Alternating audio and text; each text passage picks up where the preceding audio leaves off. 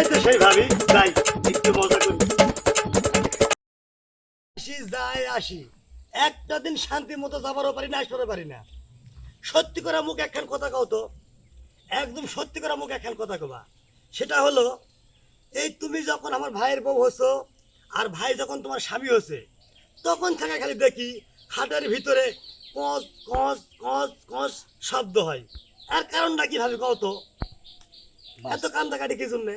ভাই এ কথা আর তুই কোস না, জ্বালায় আছি। যা বলছে, আমার দুই হাত, আমার দুই পা, ভাই দড়ি দিয়ে বান্ধে করে ঝুলাইয়া মারটা মারছে, জীবনে ভোলা যাবে না। কারণ কি জানিস, হাতে চুরি পড়তে পারি না, তাইতে বলে লাগছিল। আর ওই জন্য শব্দ হচ্ছিল। আ, আ, আ।